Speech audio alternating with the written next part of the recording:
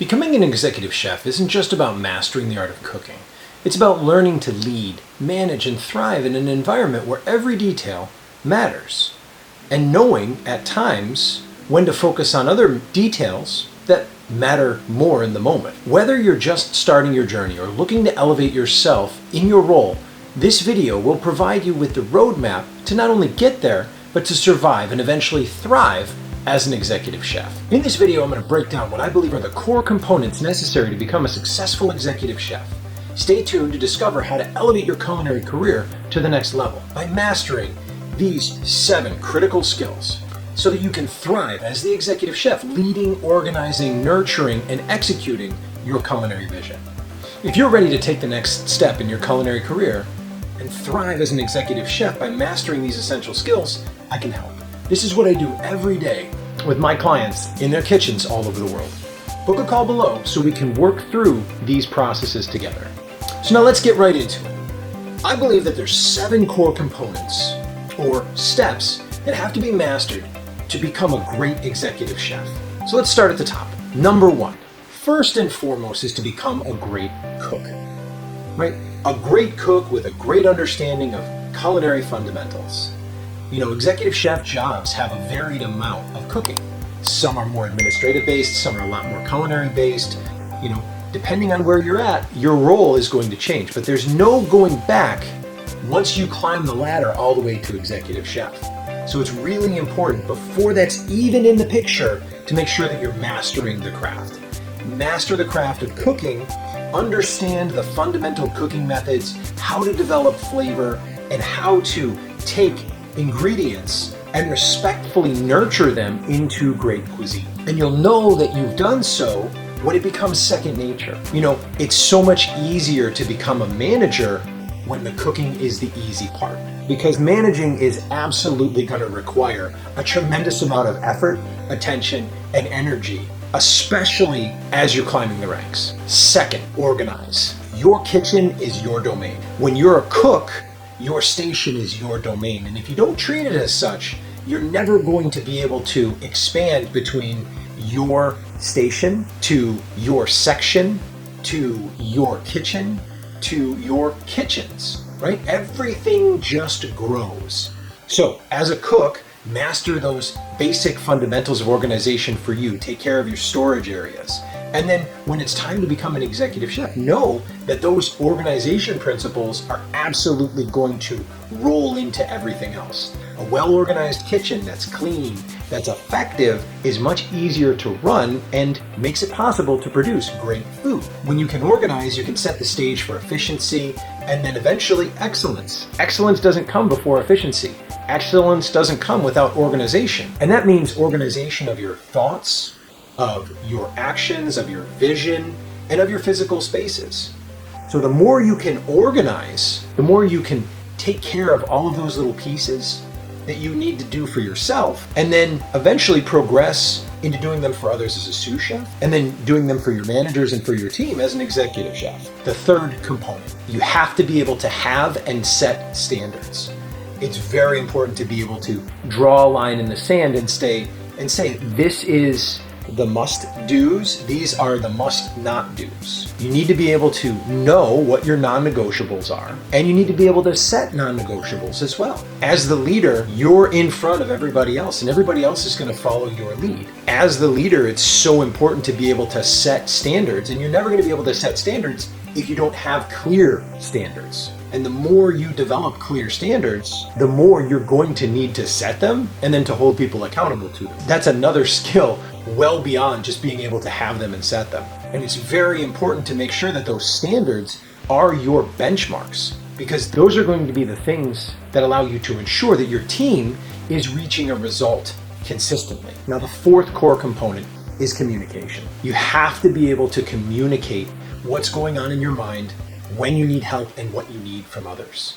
You know, most specifically, you're going to have to be able to communicate the standards and the organization that you've developed. See, I believe that clear, effective communication is vital to every organization. Not only that, but it's also critical to becoming a manager, being successful as a manager, execution, and becoming a leader. The kitchen, the culinary team, culinary operations are a team sport. There's no way to be successful without being able to communicate, and without being able to communicate in such a way that allows people to stay on board with what it is that you're asking. Not only that, but communication is a very basic human skill that allows you to share expectations, provide feedback, and ensure that everyone is aligned with your vision. And quite honestly, there's no way to be successful in that role as executive chef if you can't effectively and clearly communicate your needs and communicate your vision to the people that are around you. The fifth, manage. You have to be able to manage systems and processes.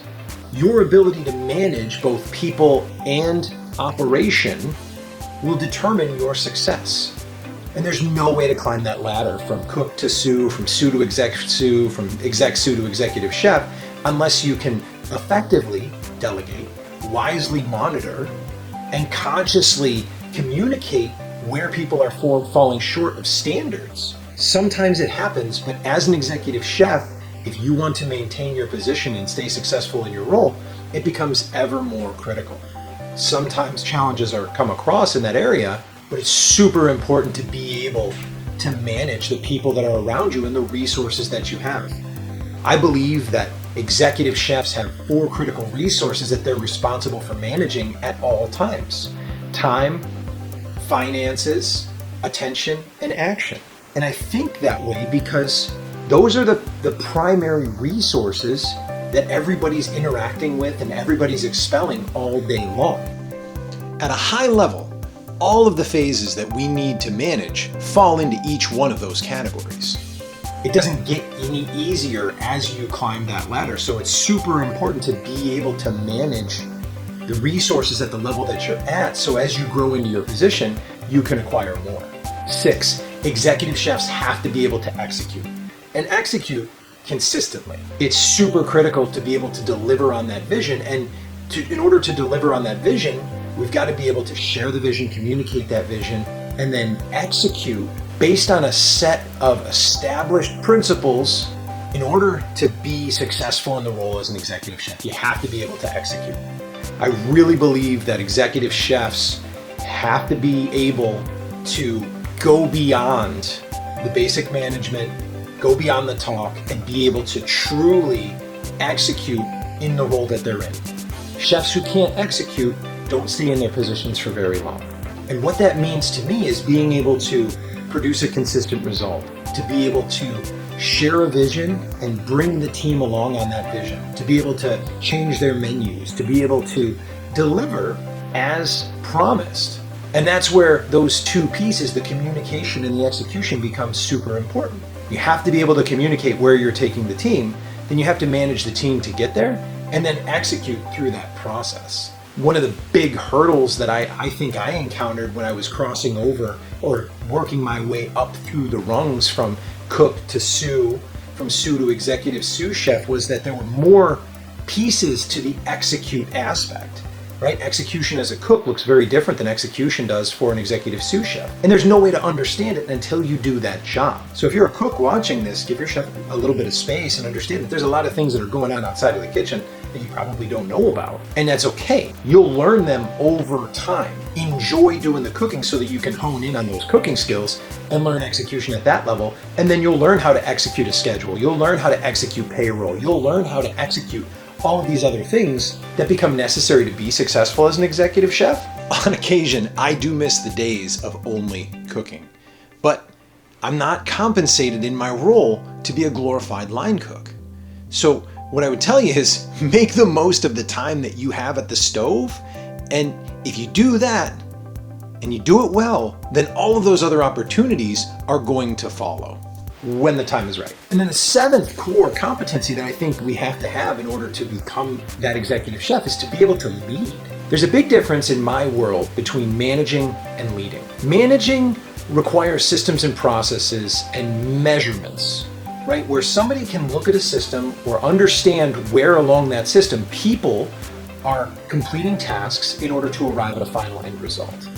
Leadership, to me, in its simplest definition, is making people want to follow you and execute the job. Managers get people to clock in, execute to the task as assigned, and then clock out. When you're leading, you have a more vested interest in the people that are around you. And you start to develop a culture of people that care, people that are interested in working a little bit beyond what's immediately required. But only when you care and you show that you care, communicate, you create camaraderie, and you create a kitchen that can truly produce excellent food. That requires leadership. And in order to be successful, I believe you have to lead by example. Great leadership inspires your team to reach new heights and maintain standards that you've set. Not only that, it allows you to continue to grow, and it encourages other people to continue to grow as well. And it's very difficult as a new executive chef in a new operation to be able to lead, because even if you've worked through the ranks in other environments, in a new environment, nobody knows you. People will still give you positional respect, but you have to establish yourself as a full-on leader by executing the job, walking the walk, showing people that you have a great way of doing things and you're interested in their success, and investing without expecting a return in the people that are around you.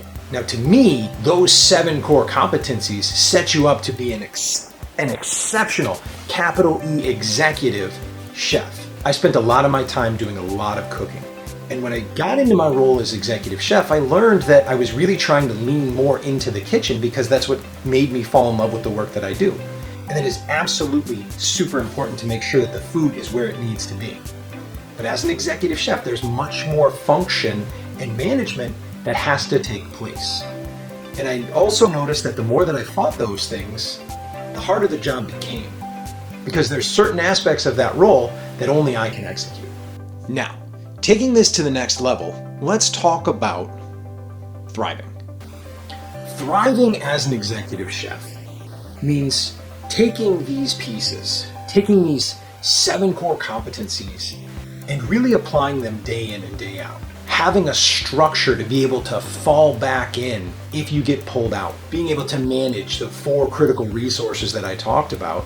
And then knowing that sometimes investing in your team is going to be a thankless pursuit. Thriving as a chef to me means sharing a very clear vision, building a structure that your team can follow to deliver consistent results, helping them get and manage the resources along the way, and then executing time and time again. Those things don't just happen overnight.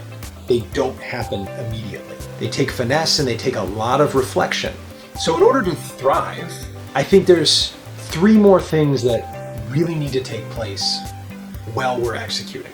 1 is maintaining humility and understanding that the more that we learn, the more that we're going to learn. There's no way to know it all. 2, have patience and persistence. I try and do everything possible to make sure that I'm giving a new cook the same patience, attention, and instruction that I give my daughter when she was learning how to walk, that I gave my daughter when she was learning how to talk. Understanding that it was going to happen when it happened, not by my prescribed thought process, but by the reality of how long it actually takes. And 3, finding the right point to communicate with people depending on how they responded to what I was giving them, be it direct or indirect. Some people deal better with direct communication, some people deal better with indirect communication, and just finding a way to communicate in a way that actually got through to them and allowed me to build that relationship with people from all walks of life, regardless of where they come from. See, I think that's the coolest part of the hospitality industry is we come from everywhere. I've worked with international kitchens, I've worked with chefs from all over the place. And that's one of my favorite parts of this business. If you have a passion and a dedication for this industry, then you have a major something in common with a lot of people around the world. Food has led me to some truly unique friendships along my journey. And no matter where I've been, having that in common has allowed me to feel a lot more grounded and easily find something in common. Being able to communicate in that way ensures that you will always be irreplaceable. Becoming a successful executive chef is about more than just reaching a title. It's a journey that requires dedication, a deep understanding of the culinary arts, and the ability to lead and inspire those around you. We've explored what I believe are the 7 core competencies as steps that are essential to reaching this role. mastering the craft of cooking, organizing your kitchen and your thoughts, setting and holding your standards, communicating effectively, managing resources, executing with precision, leading with a vision. But thriving, like I said, in this role requires more. It requires humility, patience, and the ability to adapt your communication to connect with your team on a deeper level. It's about creating an environment where every member of your team feels valued and motivated to contribute to the collective success. I can confirm that the road to becoming an executive chef is not an easy one, and it's never a straight line. But with these principles in place, you can not only reach that destination, but also lead your kitchen with confidence and pride. Enjoy the process, because no matter what, you will get better every single day. And as long as you're trying, you're getting closer every single day. Now, if you found this video helpful, please like, share, and subscribe to this channel. And if you're ready to take your program to the next level, book a call with me so that we can work together to turn your vision into a roadmap. Thank you for watching, and until next time, keep pushing.